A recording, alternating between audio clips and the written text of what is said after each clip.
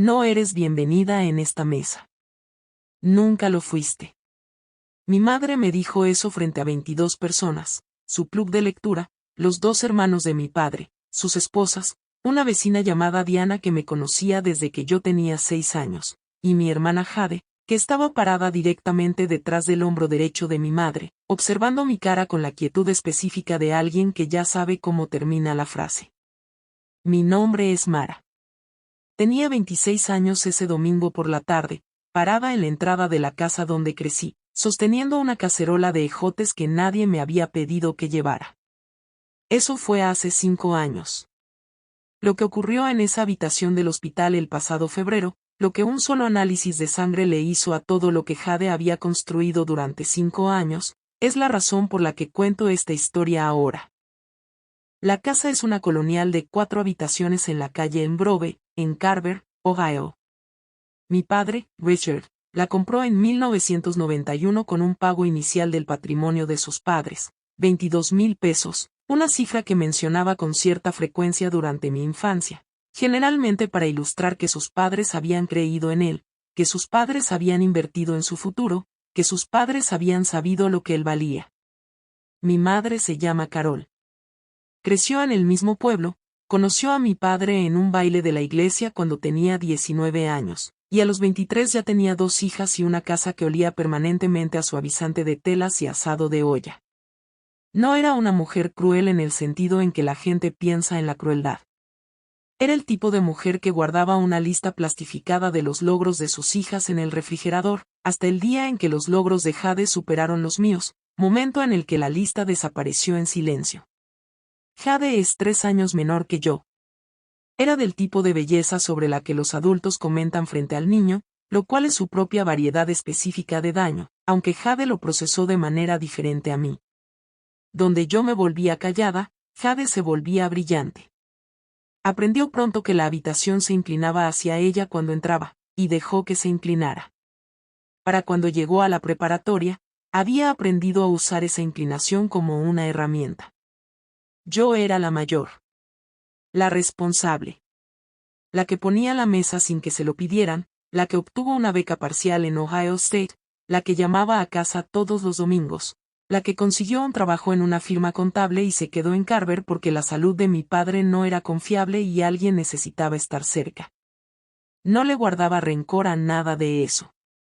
Lo que me molestaba era la invisibilidad de ello, la manera en que elegir quedarme se registraba como no tener ningún lugar mejor a donde ir. Mi abuela, la madre de mi padre, Evelyn, murió en marzo de 2018. Tenía 81 años.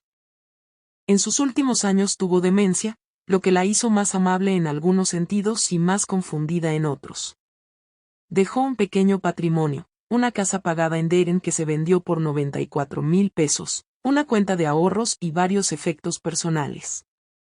Después de los honorarios legales y la venta de la propiedad, el monto distribuible fue de $60,000, dividido en partes iguales entre sus 2 nietas. $30,000 para Jade. $30,000 para mí. Conozco esa cifra con precisión porque vi a mi padre anotarla en un bloc de notas amarillo durante la llamada con el abogado del patrimonio, un hombre llamado Gerald Wetmore, que era paciente y minucioso y que envió la documentación a todas las partes a finales de abril de ese año. Nunca recibí mis $30,000.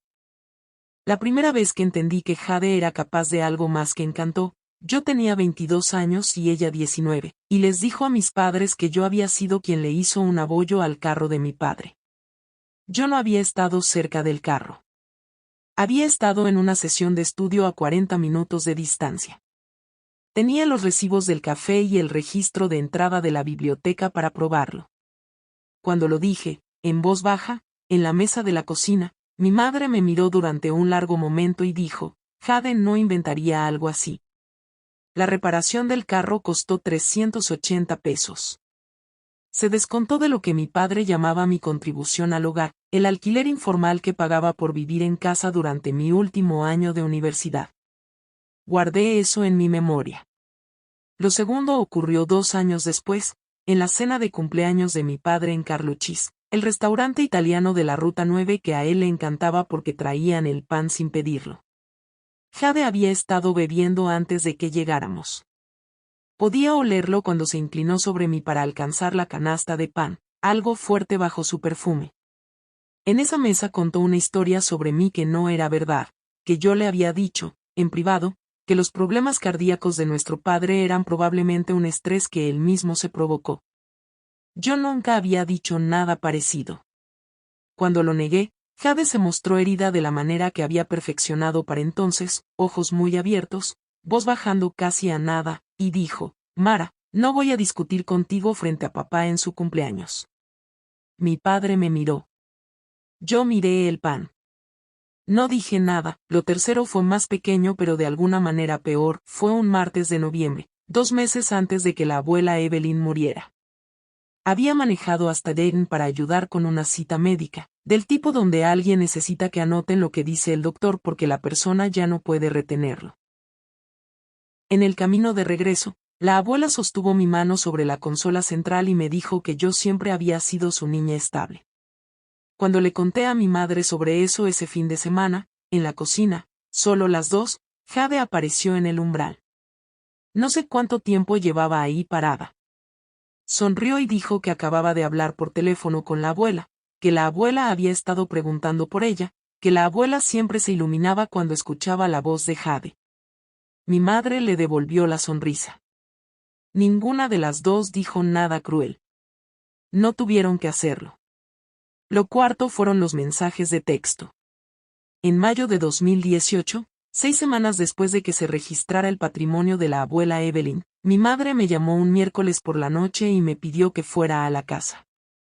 Su voz tenía el tono plano y cuidadoso que usaba cuando ya había tomado una decisión y solo me necesitaba presente para comunicarla. Cuando llegué, mi padre estaba sentado a la mesa de la cocina con un documento impreso frente a él. Jade estaba recostada contra el mostrador. Recibimos algo, dijo mi madre. El documento era una impresión de una conversación de mensajes de texto, supuestamente entre Jade y yo, de 2 meses antes. En ella, yo llamaba a la abuela Evelyn una carga. Yo decía que Jade siempre había sido la favorita y que la abuela solo nos había dejado dinero por culpa. Yo decía, en una línea que me revolvió el estómago por completo, toda la familia teconiente. No voy a fingir que no lo resiento. Miré los mensajes. Miré la fecha y hora. Miré el número de teléfono indicado, que era el mío. Yo no envié esos mensajes, dije. Mara, dijo mi padre, y la manera en que pronunció mi nombre me indicó que la conversación ya había terminado. Jade miraba la ventana. Mi madre puso su mano sobre la hoja impresa y dijo, ella nos los mostró porque sintió que debía hacerlo. Esta es quien tú has sido para esta familia mientras no estábamos mirando. El abogado del patrimonio, Gerald Whitmore, recibió una objeción formal 2 semanas después, firmada por ambos padres, solicitando que mi parte de la herencia fuera redirigida. A falta de un testamento que especificara lo contrario, y con lo que se describía como un patrón documentado de hostilidad hacia la fallecida, argumentaron que los fondos debían distribuirse de manera diferente. Gerald Whitmore, a su crédito, les dijo directamente que una impresión de mensajes de texto no era un instrumento legal y que el desembolso estaba fijado. El dinero quedó retenido en una cuenta mientras ellos decidían qué hacer. Mi madre me llamó un domingo, el domingo que describí al principio, y me invitó a una reunión familiar. Llevé la cacerola. Me paré en el umbral. Ella dijo lo que dijo, frente a 22 personas, y entendí que la invitación no había sido una invitación. Había sido el mecanismo de entrega de un veredicto. Puse la cacerola en el barandal del porche. No alcé la voz. No lloré, no ahí, no en ese umbral con Diana de la casa de junto observándome y mi padre parado a 1,5 metros con los ojos en el suelo. Dije, está bien. Esa fue toda la palabra. Una sola. Me di la vuelta y caminé de regreso a mi carro y manejé hasta el estacionamiento de la gasolinería Sunoco 2 cuadras más adelante y me senté ahí durante 11 minutos. Sé que fueron 11 minutos porque observé el reloj del tablero sin querer hacerlo. El estacionamiento olía a gasolina y pasto recién cortado. Un recibo del portavasos vibraba con el aire acondicionado. Lo miré durante un buen rato. Luego llamé a la hermana de mi padre. Su nombre es Patricia. Es la única persona en mi familia que siempre ha sido completamente honesta conmigo, incluso cuando le costó algo. Contestó al segundo timbre. Le conté lo que había pasado. Guardó silencio un momento y luego dijo, cuéntame exactamente qué decían los mensajes. Se lo conté. Ella dijo, así no es como tú escribes. Ese fue el momento en que decidí que no iba a absorber esto en silencio. Puse la cacerola en el barandal del porche. No alcé la voz. No lloré, no ahí, no en ese umbral con Diana de la casa de junto observándome y mi padre parado a 1,5 metros con los ojos en el suelo. Dije, está bien. Esa fue toda la palabra. Una sola. Me di la vuelta y caminé de regreso a mi carro y manejé hasta el estacionamiento de la gasolinería Sunoco 2 cuadras más adelante y me senté ahí durante 11 minutos. Sé que fueron 11 minutos porque observé el reloj del tablero sin querer hacerlo. El estacionamiento olía a gasolina y pasto recién cortado. Un recibo del portavasos vibraba con el aire acondicionado. Lo miré durante un buen rato. Luego llamé a la hermana de mi padre. Su nombre es Patricia. Es la única persona en mi familia que siempre ha sido completamente honesta conmigo, incluso cuando le costó algo. Contestó al segundo timbre. Le conté lo que había pasado. Guardó silencio un momento y luego dijo, cuéntame exactamente qué decían los mensajes. Se lo conté. Ella dijo, así no es como tú escribes. Ese fue el momento en que decidí que no iba a absorber esto en silencio. Patricia tenía una amiga, una mujer llamada Susan Holt, que trabajaba en forense digital para una compañía de seguros en Columbus. No era investigadora privada. No era abogada. Pero sabía exactamente qué metadatos vivían dentro de una captura de pantalla y exactamente qué se necesitaría para demostrar que una conversación de mensajes había sido creada en lugar de capturada. Tardé 3 semanas en conseguir una cita. Le pagué a Susan $400 de mis propios ahorros, que en ese momento tenían $1,847. Lo que Susan encontró fue esto. Las capturas de pantalla que Jade había proporcionado a mis padres mostraban un hilo de mensajes que había sido creado usando una aplicación de terceros, una de varias disponibles en línea que permiten al usuario generar una interfaz de SMS falsa, ingresar cualquier número de teléfono como remitente, escribir cualquier diálogo y capturar el resultado en pantalla. Los metadatos incrustados en el archivo de imagen mostraban que la captura de pantalla había sido tomada desde el teléfono de Jade. La resolución, los artefactos de compresión y la fuente del sistema eran consistentes con el modelo y sistema operativo de su teléfono. Más importante aún, el código de área mostrado en el campo del remitente no coincidía con el formato del operador que mi número real usaba en ese momento. Una discrepancia de un dígito en la cadena de prefijo de visualización que cualquier registro de operador podría refutar. Solicité mis registros de operador para los meses en cuestión. $37 por la documentación certificada. Los mensajes no existían en mi cuenta. Nunca habían sido enviados desde mi número. Mi operador, en una declaración escrita de un párrafo preparada a mi solicitud, confirmó que ningún mensaje saliente que coincidiera con el contenido o las marcas de tiempo de la impresión había sido transmitido desde mi línea durante el periodo relevante. Llevé todo esto a Gerald Whitmore. Era un hombre cuidadoso. Leyó todo 2 veces, hizo 3 preguntas aclaratorias y luego me dijo que, aunque su función se limitaba a ejecutar el patrimonio, estaba obligado a informar al tribunal si tenía razones para creer que la solicitud de desembolso se basaba en documentación fraudulenta. Presentó un aviso ante el Tribunal de Sucesiones en marzo de 2019. La cuenta fue formalmente descongelada. Mis $30,000 fueron liberados en su totalidad en abril, 5 meses después de cuando debían haber llegado. No le dije nada a mis padres. No llamé a Jade. Deposité el cheque y me mudé a un apartamento de una habitación en el lado este de Carver, y firmé un contrato de arrendamiento con mi propio nombre por primera vez en mi vida. Patricia lo sabía. Con eso era suficiente. Durante 4 años, viví en ese apartamento. Trabajé. Mantuve la cabeza baja. Mis padres llamaban ocasionalmente, generalmente alrededor de las fiestas, de la manera cuidadosa en que llama a alguien que te ha hecho daño y todavía no está listo para admitirlo. A veces contestaba.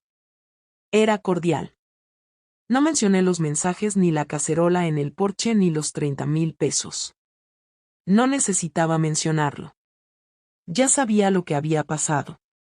Lo que no sabía era que la historia tenía un segundo acto por llegar, y que sería Jade quien lo escribiría.